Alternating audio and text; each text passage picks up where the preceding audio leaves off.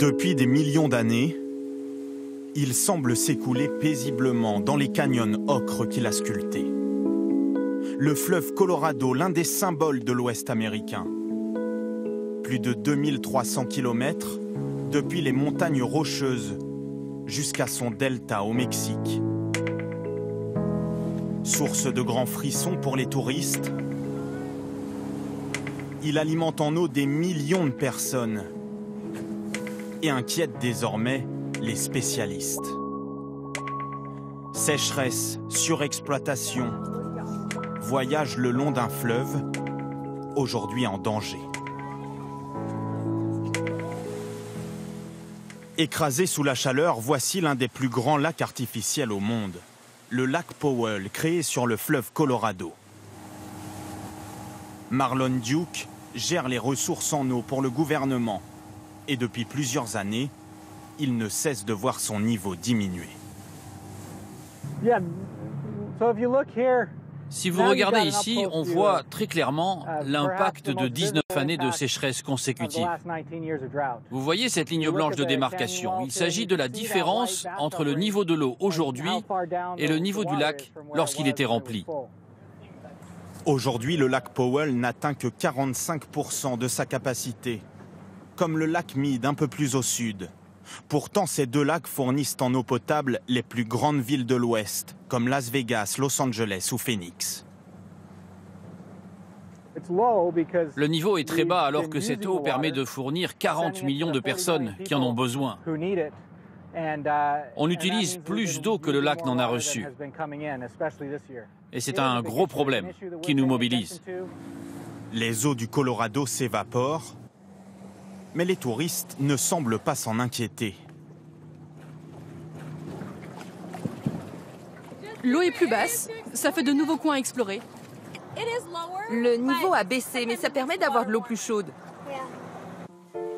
Des réservoirs à moitié vides et un débit qui diminue d'année en année. Mais la sécheresse n'est pas la seule en cause. Avec ses lacs, ses barrages gigantesques et ses canaux de dérivation, le fleuve Colorado est aujourd'hui l'un des plus exploités au monde. Dans les 7 États qu'il traverse, il est détourné par la main de l'homme, puisé, parfois jusqu'à l'excès. Son eau alimente les villes, mais surtout l'agriculture intensive. Aujourd'hui, grâce à ces canaux, près de 80% de l'eau du Colorado sert à irriguer les terres agricoles, comme ici, en plein désert dans l'Arizona. Mais la ressource s'amenuise et désormais, certaines exploitations ont leur robinet coupé. Nancy Kaywood en sait quelque chose. Aujourd'hui, c'est elle qui souffre du manque d'eau. Depuis un mois, sa ferme est en danger. Regardez toutes ces fissures dans le sol. On n'a pas vu d'eau dans ce fossé depuis un moment. Comme il n'y a pas eu de pluie au printemps, notre réservoir n'a pas eu assez d'eau. Du coup, les autorités ont coupé nos canaux d'irrigation. L'agricultrice n'a pas pu planter de coton cette année et ses 30 hectares de luzerne sont désormais menacés. Tout est en train de mourir.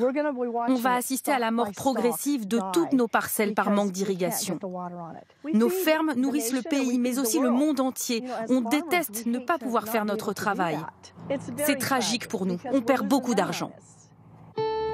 Sans les eaux du Colorado et sans pluie, impossible d'irriguer ces oasis agricoles. La luzerne, le coton, mais aussi le bétail sont parmi les plus gros consommateurs. On estime par exemple qu'il faut près de 16 000 litres d'eau pour produire 1 kilo de viande bovine. Alors, quelle solution pour limiter la consommation? À Casa Grande, ce golfe est arrosé en plein désert.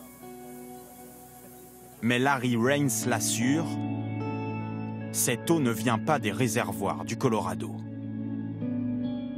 On ne pompe ni dans les nappes phréatiques, ni dans les canaux. Cette eau est recyclée. Ce sont des eaux usées qui proviennent des habitations ou des commerces. De l'eau impropre à la consommation, en fait.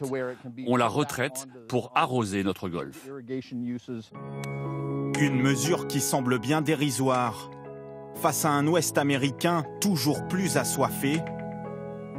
Et il y a urgence. Après plus de 2300 km, le Colorado n'arrive plus à rejoindre son estuaire, devenant ainsi le seul grand fleuve au monde qui peine à se jeter dans la mer.